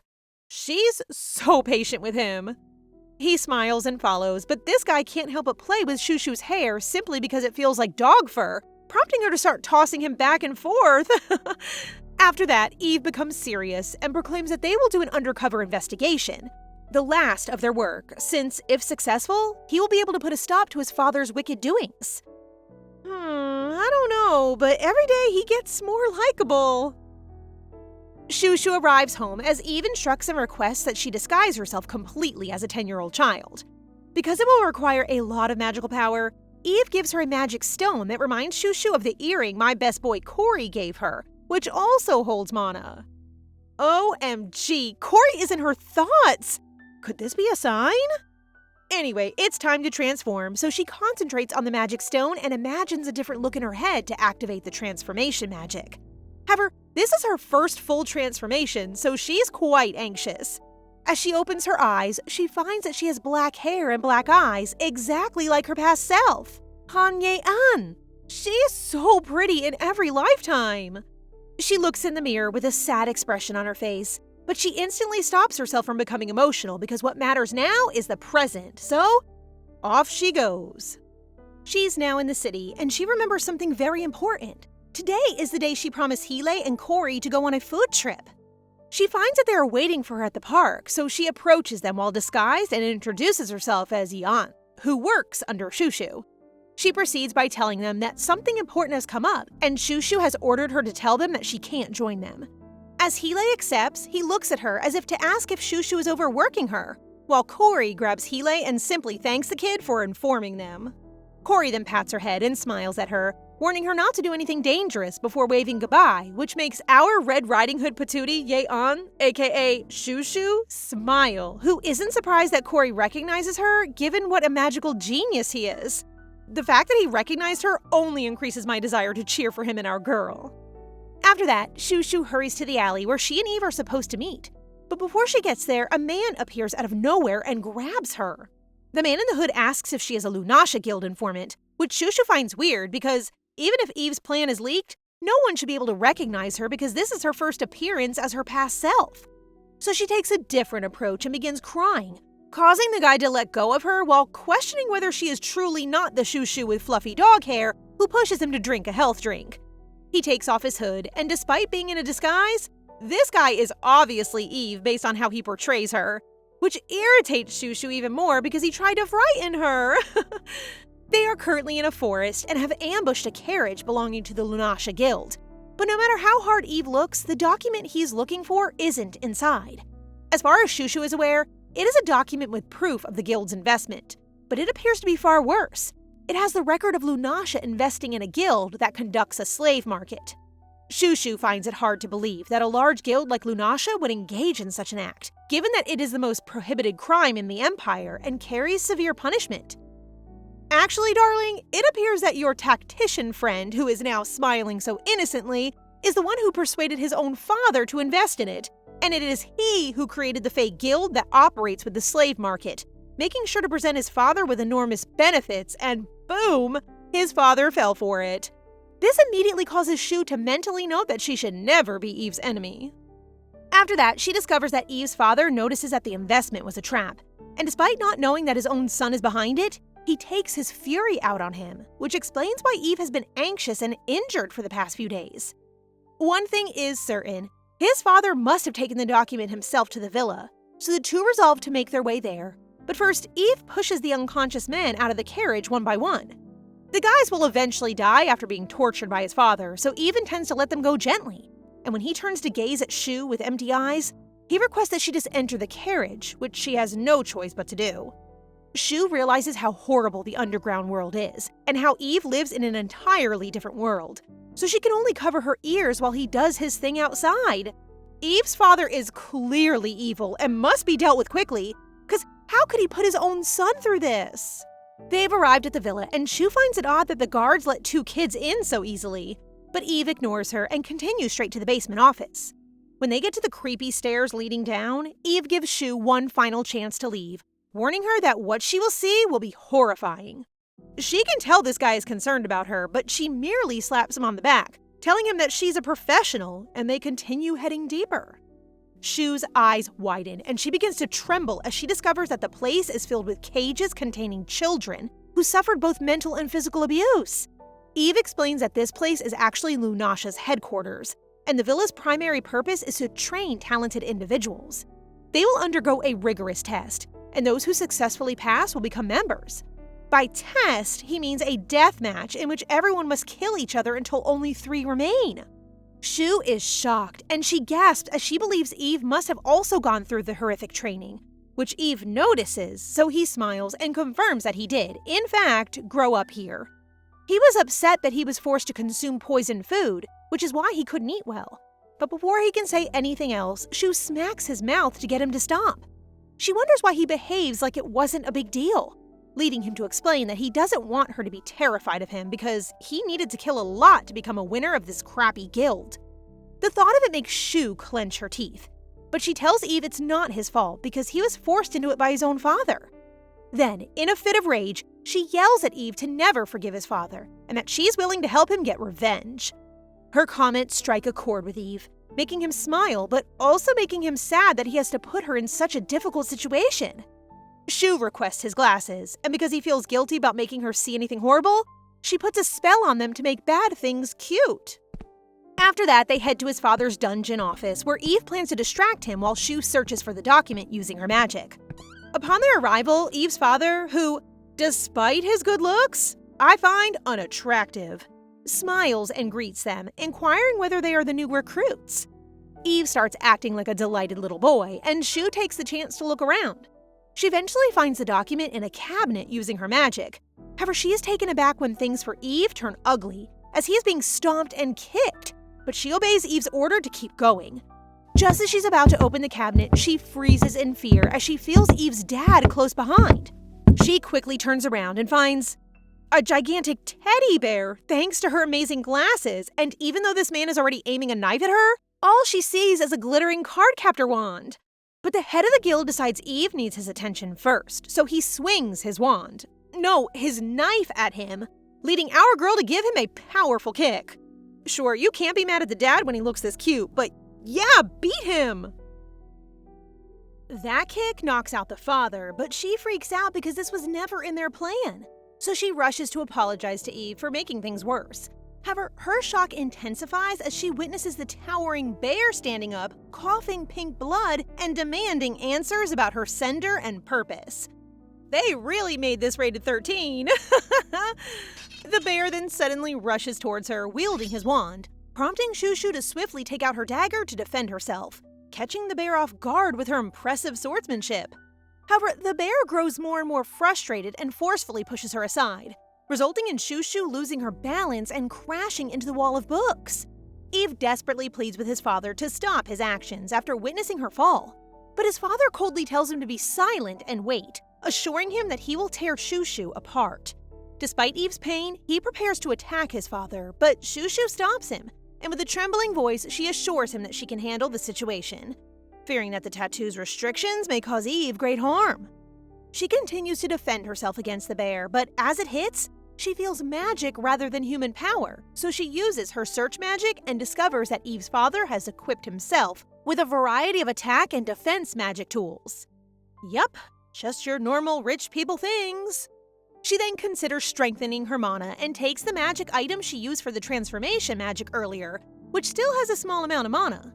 Biting it causes her to glow instantly, which makes her charge the bear fiercely, knowing that she must end it soon before the magic fades. Eve feels helpless as he watches them fight, which brings up a traumatic memory of his own childhood. He then hears the voices of his dead kids pleading with him for help as they fight for survival. However, one boy smiled at Eve, calling him his friend and urging him to just kill him because he was already weak, making Eve shudder just thinking about it. Oh, so this green-haired boy disguise he's using is that friend? Gosh, his past is too dark. Meanwhile, Shushu is greatly concerned since her mana is dwindling, making her unable to battle effectively. The bear takes advantage of the circumstances and tightly restrains her, making it impossible for her to escape. Eve unexpectedly surprises the bear by roaring from behind and hitting him, revealing his actual self and leaving his father absolutely stunned that he lets go of Shushu. Uh-oh, Shu's glasses slip off. Rated 13 no more! His father is enraged because he can't believe his son has betrayed him, while Eve, with tears streaming down his cheeks, declares that he should be grateful to Shushu because, if not for her, he plans to cause his father as much pain as he did. But given their situation, he decides to end it now. Eve then begins mercilessly slashing his father, killing him on the spot, which makes Shu tremble in fear. So he quickly retrieves her magic eyeglasses and urges her to retrieve the document so they can make a swift exit. As he continues speaking, he unexpectedly collapses under her shoulders, causing her to panic. She frantically checks his tattoo, which reveals that the poison is rapidly spreading throughout his body, and knowing that there's no antidote intensifies her fear as she pleads for him to wake up. However, her surprise grows when a pretty white-haired boy suddenly bursts into the room, referring to Eve as an idiot. Swan Hayden it is, without a doubt. The stranger informs Eve that he has been patiently waiting at their meeting spot, yet Eve did not show up. This compels him to make his way there, forcefully slapping Eve's face and urging him to wake up, leaving Shushu perplexed by his behavior. He goes as far as to threaten to leave Eve if he doesn't wake up. Shushu then assesses the stranger's closeness to Eve and decides to maintain her composure. Yet the stranger's appearance triggers a sense of recognition within her. As Eve hears his voice, he grimly informs him that he no longer possesses any antidotes, leading the stranger to coldly advise him to just rest in peace. Well, Eve has no time for a joke right now, so he asks the guy to quickly heal him if he is Swan Hayden, causing Shushu to briefly pause as a memory resurfaces in her mind. This answers why the guy looks so familiar to her, and memories of running into Duke Blanche's son a few times with Hestia when they were younger come rushing back. The Swan she knows rarely spoke and always maintained a cold demeanor, but now he speaks and appears lively, which surprises Shu. She then silently observes as he quickly heals Eve, amazed at how angelic his face remains and how his power instantly removes Eve's poison. This makes her recall that Swan Hayden belongs to the Blanche house, which is renowned for producing white magicians. His healing abilities and angelic face create a remarkable combination that she finds truly impressive. Eve sits up right away, and Swan Hayden quickly gets to his feet, while making sure that Eve will send him the item he promised, which Eve confirms. Swan Hayden then looks over to Eve's father and expresses relief that everything is finally finished now that the leader is no longer alive, indicating his awareness of Eve's situation. Before leaving, Swan informs Eve that he intends to enroll in the academy as soon as possible, since the title succession process at the House of Blanche is coming to a close sooner than expected. He then uses his angelic, gorgeous face to beam at Eve, while threatening him not to acknowledge their friendship while at the academy, and turns to leave, but pauses, staring in Shushu's direction, catching her attention. She returns the gaze, confused by the guy's obvious surprise at seeing her. However, this gets cut off when the sound of approaching men catches their attention, causing them to quickly make their exit with the document. Meanwhile, Swan is leaving the area, yet he remains curious about Shushu's presence. There's no way he knows her, right? She's in disguise.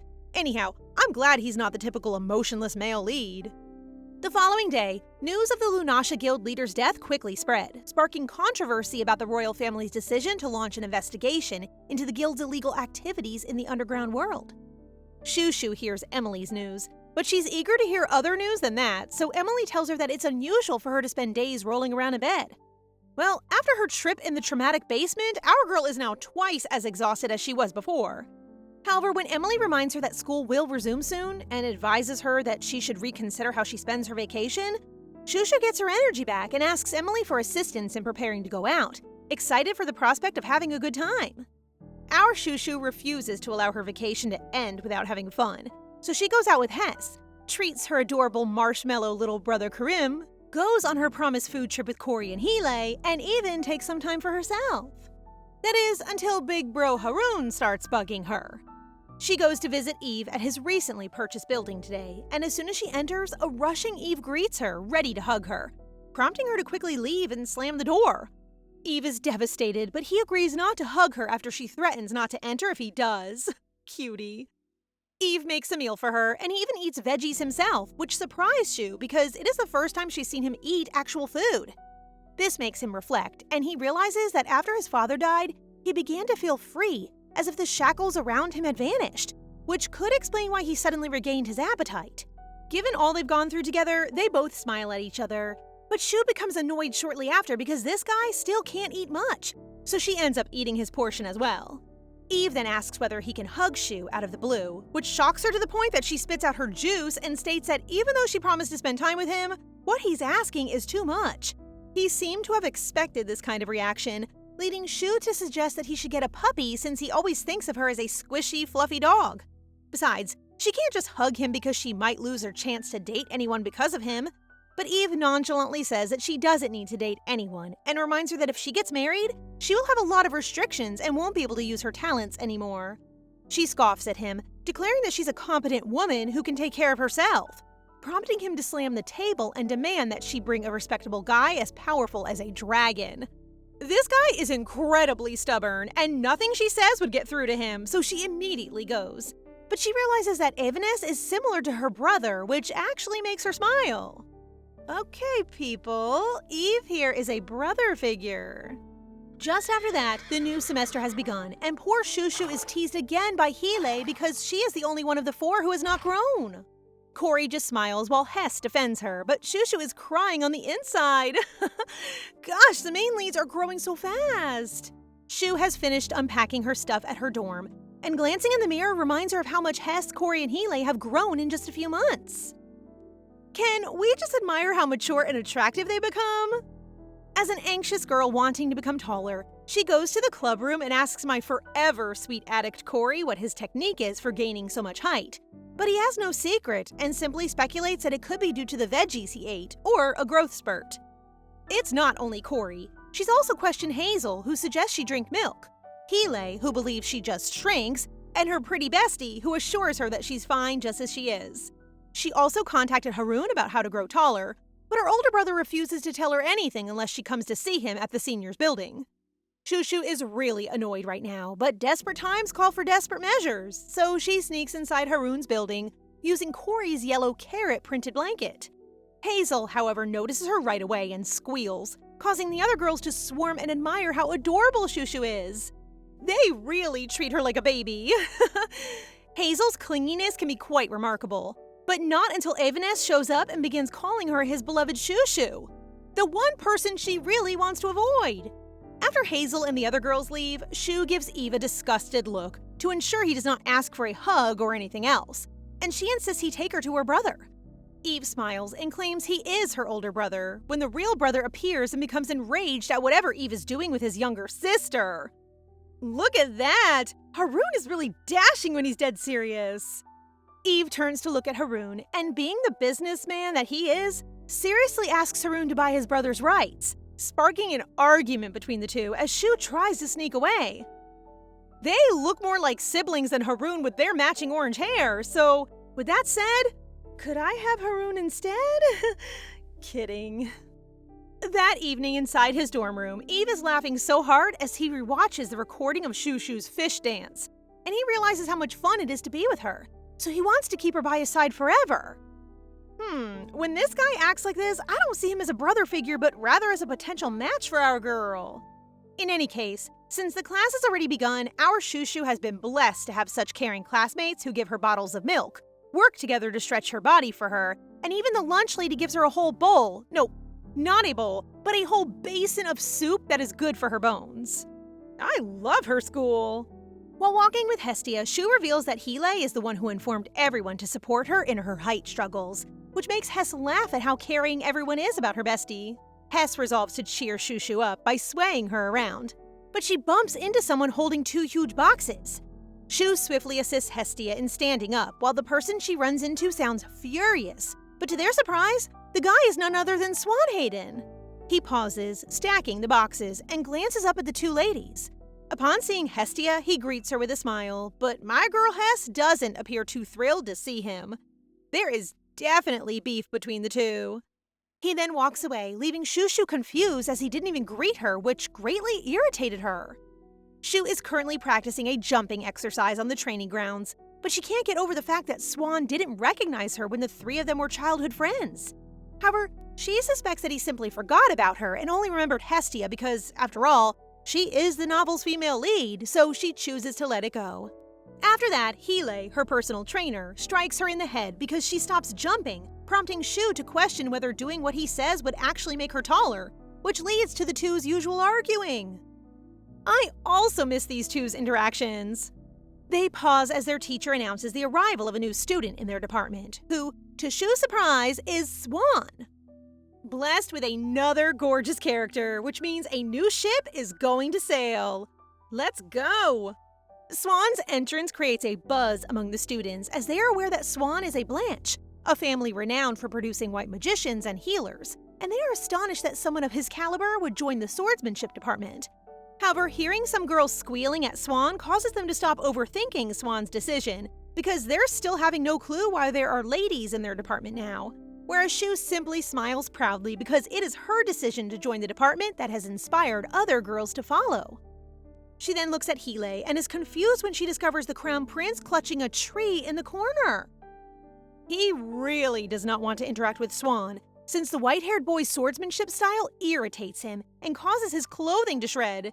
He goes on to describe how Swan usually swings his sword wildly and has no concept of how to defend himself, which is why he's so serious about not getting involved with the guy. Speaking of that guy, Swan walks up to them gleefully, twirling his sword and wondering if Hele is hiding from him when he's overjoyed to meet him. Hele quickly runs away, so Swan pursues him while continuing to ignore Shushu, which irritates her even more because he acts like she does not exist.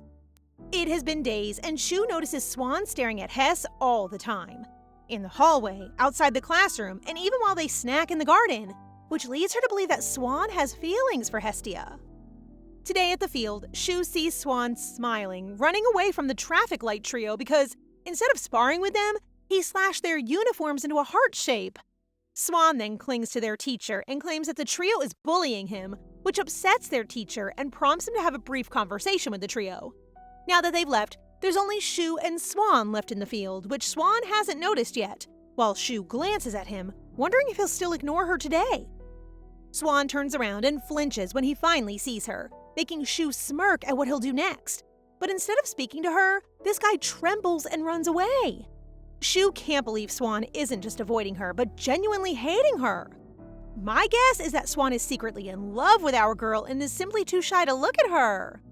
During class break, Hestia asks Shu to join her in the store to buy something to drink, and Shu agrees. They stroll down the corridor, Hess giggling as she tells her stories, but she flinches when Shu asks what she thinks about Swan Hayden. Hess asks if Shu is interested in the guy, which makes Shu chuckle and reveal that she believes Swan likes her. Hess suddenly gets all serious and furious, telling Shu that she should never like Swan Hayden, a statement that leaves Shu confused. What makes Hess so protective, though? This side of her is scary, yet so charming. They're now in the classroom, and Hestia is back to her bubbly self, joking with the other girls and noticing Shu has been staring at her. She turns around and sweetly smiles at her bestie, to which Shu reciprocates. However, our girl still finds Hess's earlier actions strange, as it was the first time she had acted so furious. When she questions the reason, Hess returns to her smiling face and pretends to be innocent.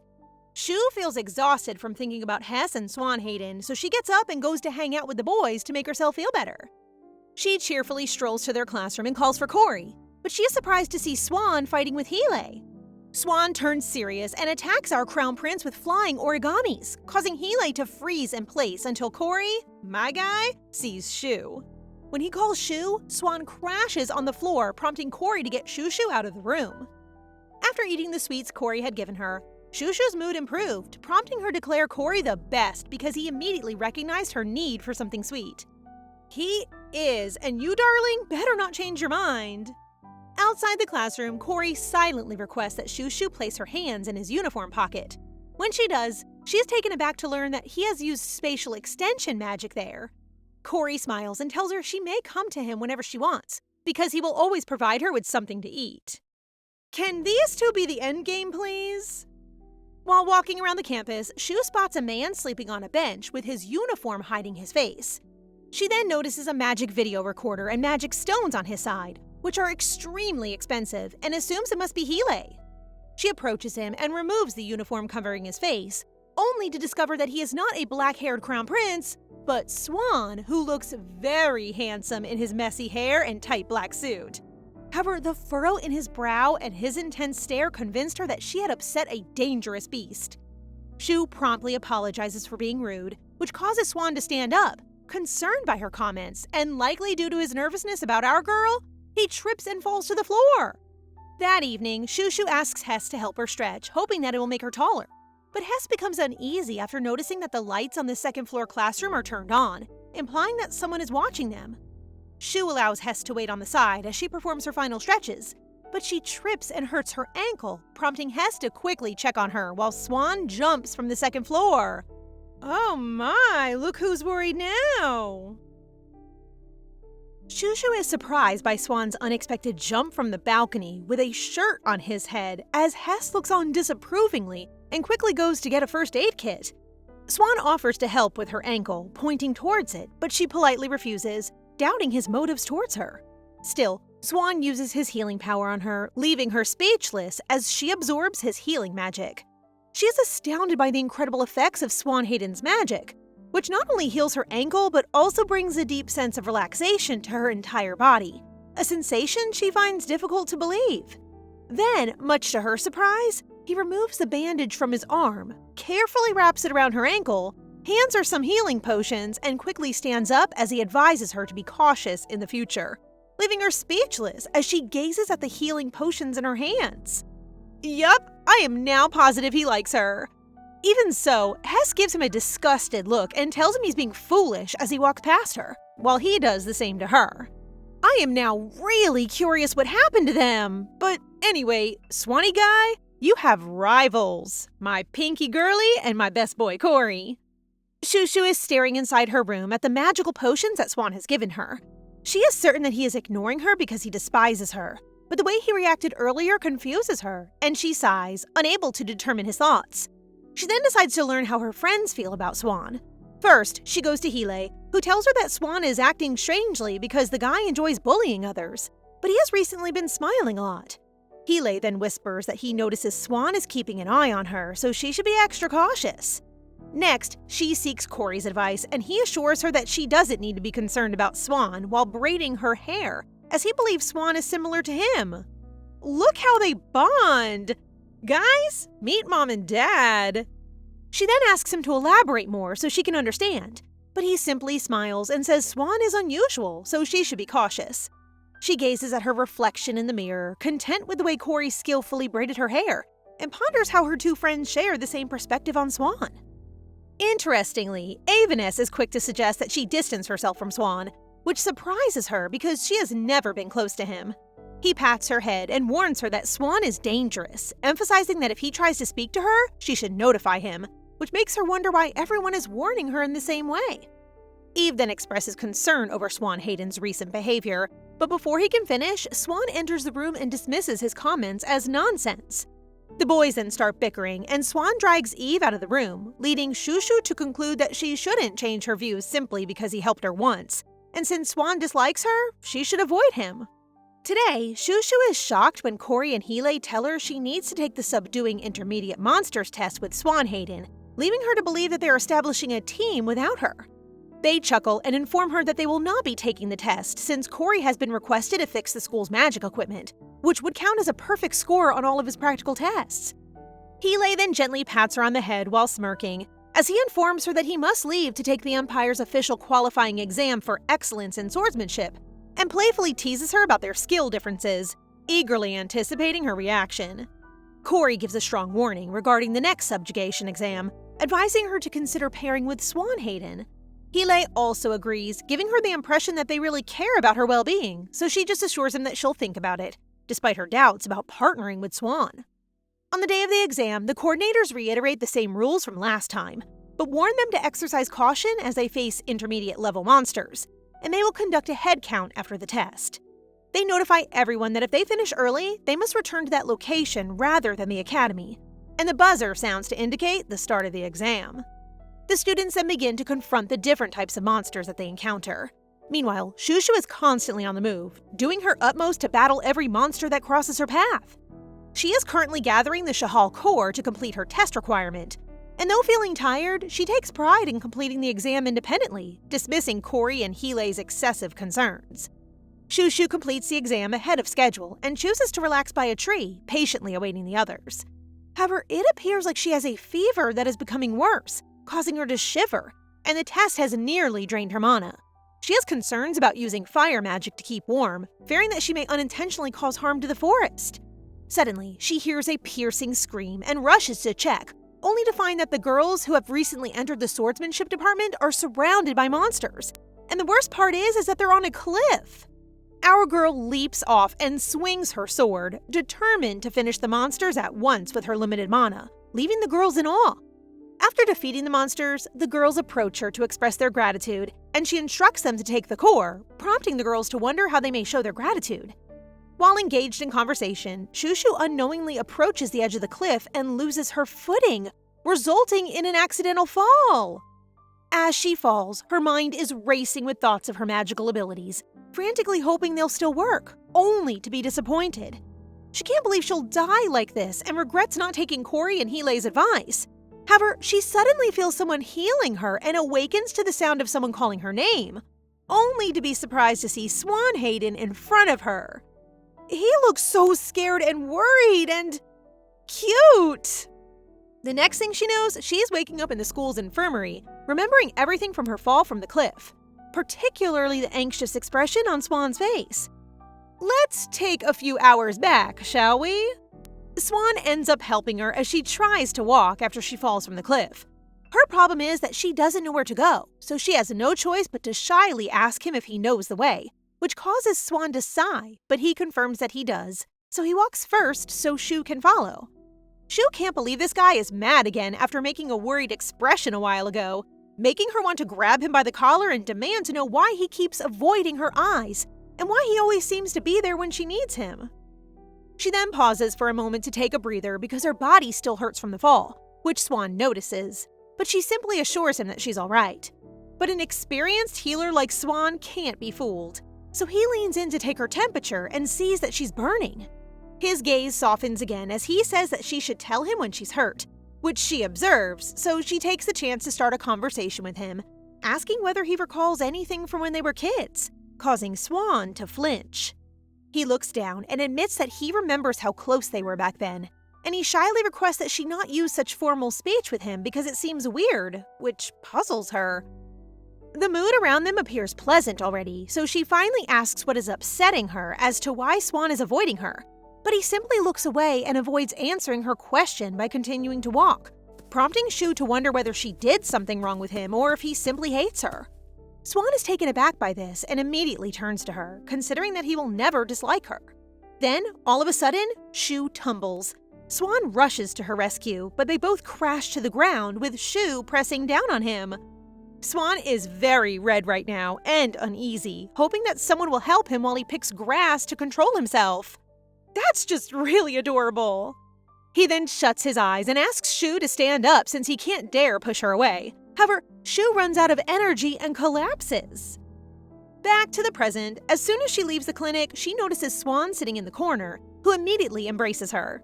He breaks down in tears and begs her not to get sick again, proving that they may have been very close before, but now there's an issue. Nothing about it sticks out in her memory.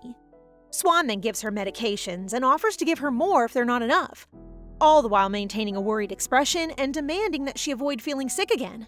Shu swears and smiles at him, and despite the fact that she has never seen Swan look so vulnerable, it does not feel strange to her at all. This guy is still moping, making her grin, so to reassure him that she is indeed okay, she gives him a surprise hug, which turns Swan red as if he is about to explode, prompting him to run away. He is so shy, such a cutie. So who says Swan is the only one worried about our Shu? As soon as Swan leaves, 3 little troublemakers rush in.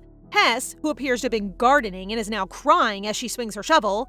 Hele, who is enraged and is now unsheathing his sword. And Cory, who has a menacing gaze as he shows off his power. Shu has her own little army!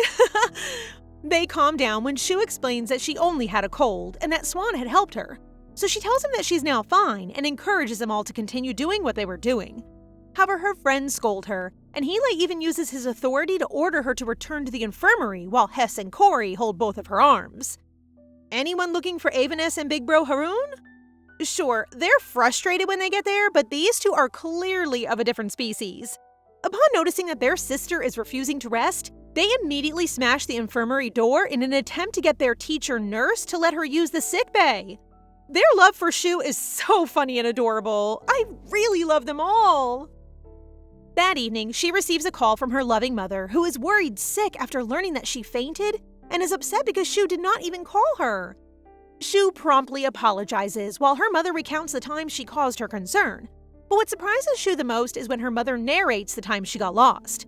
From the way Shu reacts, her mom is convinced that Shu still can't remember the day she mysteriously vanished. So she shares that everyone looked for her at the time, but she was nowhere to be seen, until they eventually found her in her room. Oh, the plot thickens.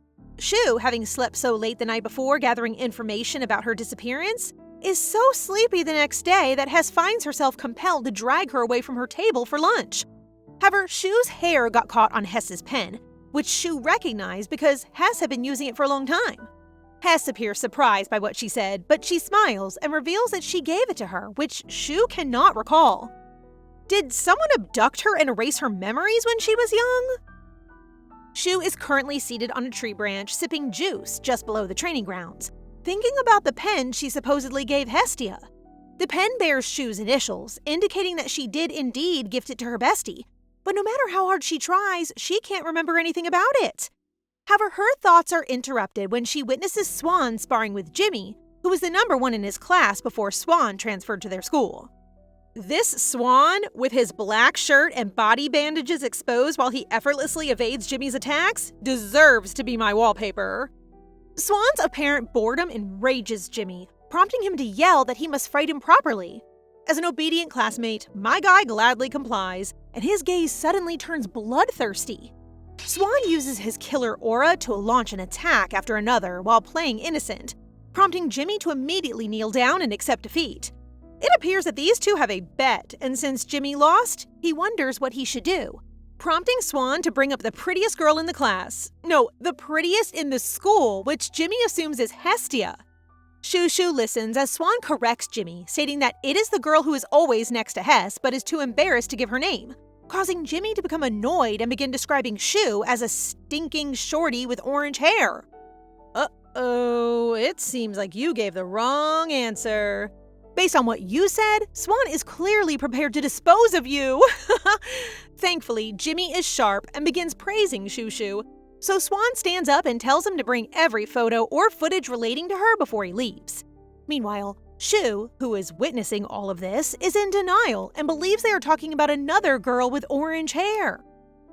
That afternoon, Shu unexpectedly spots Swan sleeping near the river, and because they've grown close, she approaches him. But even with his coat uniform hiding his face, Shu can tell that he's definitely pretending to be sleeping. This makes Shu want to make fun of him, so she whispers and asks if he likes her. Swan instantly gets to his feet, and the once fierce guy has transformed into a timid red tomato, quivering lips, nearly crying soft boy. The duality! Swan stutters and makes an adorable, strange expression, attempting to confess that she is indeed right. But our so-dense girl here guesses he is angry and is now confident that she is not the orange-haired girl he was referring to earlier. Shu then apologizes, explaining that she is simply playing around to get him awake because she has something to tell him. As she starts to scratch her head, she expresses her gratitude for his help in healing her ankle and rescuing her from the cliff. Since she has begun to be afraid of Swan due to her belief that he hates her, she has neglected to express her thanks properly. At that moment, she notices his hair in disarray and attempts to tidy it for him, which prompts the lover boy to hide his flushed face. While still holding his face, he declares that he isn't some crazy guy and hopes that she won't be too wary of him, and he notes how hard he worked when she wasn't around. Shu, on the other hand, is at a loss for words because she assumes Swan is referring to something from her lost memory. Swan continues to sulk, arguing that she should praise him for doing his best, prompting Shu to eventually stop him and confess that she has no memories of being close to him. She then assumes that he is aware of the reason behind her memory loss, since, upon investigating, she discovers that the Blanche family not only heals physical injuries, but also has the ability to heal mentally, which suggests that they might be able to manipulate memories as well. Swan gets to his feet, telling Shu he's sorry but he can't tell her anything, and hoping she can simply live in the present, while Shu is no longer able to push on the subject due to his angry expression. Just a few seconds later, Swan is smiling again and hopes that they will become friends again, and he heads back to class first. Swan has returned to his dorm room and recalls yelling at a Duke, begging him to save a child, motivating him to swear never to tell Shu anything. I'm not sure what's going on, but I'm sure something dark happened when they were younger. Swan is still thinking about it, unaware that his roommate, Aveness, is around and enjoys looking at his glum expression. Eve then points to the document on Swan's desk, explaining that it is the favor he has requested in compensation for previously helping him in the basement. Swan, on the other hand, becomes increasingly agitated as he opens whatever document it is, while Eve gladly confirms that it's the images of Shu that he requested. He gushes about how cute its curly orange fur is and reveals that he adopted it since the images are not of Shu we know, but of Eve's adorable orange dog. This guy took Shu's advice to get a dog, and an orange one at that. Swan is now enraged, prompting Eve to escape through their window, but before he does, he suggests Swan quit worrying about Shu. Eve then frankly warns Swan that the Blanche family is known for being heartless, and while Swan appears angelic, he knows he is a mess, so Eve urges him to stay away from Shu. Swan dislikes Eve's close relationship with Shu and claims that he has no right to tell him what to do, prompting Eve to strike a cool pose and proclaim that he is Shu's most amazing and gorgeous older brother. After his awful confession, the room fell into complete silence until Swan smacked him with a book. After fake big bro Eve leaves, Swan sighs and admits that what Eve claimed earlier is true. All of the Blanche family's dukes have gone insane as a result of the severe training required to become heirs. To develop a tremendous healing skill that can even save someone on the verge of death, the family's heir must be tortured nearly every day. Why? So they can push the limits of their natural healing abilities. And because cruelty must be continuous, the heir is left with only resentment and anger. There was a previous case where an heir murdered the previous generation shortly after inheriting the title. A situation Swan understands because no one can ever return to normal after years of suffering. Swan then examines his own bandaged body and believes that he would have done the same thing. But he was fortunate that his father became unstable, enabling him to meet Shu. Yes, it's time for some backstory. 7 years ago, Swan's father, Duke Blanche, spoke to him for the first time and unexpectedly brought him to the West family, Shu's family. His father always leaves him at the West's training area, and their butler will come to pick him up once his father and Baron West have finished their meeting. Young Swan is furious because he can't believe his father will drag him to another house while he's in so much pain. But looking at the vast sky, he realizes that being out in the field is better than being cooped up in a room. As a result, he vents his frustration by striking the wooden dummy as young Shushu and Hestia appear. The two girls introduce themselves, but because Swan did not look at them, they decide to play by themselves on the sidelines. Swan glances at them and hates that they're having fun while he is experiencing nothing but suffering. Swan's unstable mentality caused him to lose control of his magic, resulting in his wounds opening and his hand oozing blood. So Shu frantically checks on him, but he only screams and tells her to leave. Okay, not a good encounter, I guess. So guys, what do you think of this story so far? Please subscribe and turn on notifications for updates on this and all our other stories, so you can be the first to find out when they're out. Thank you so much for your support. See you in the next one!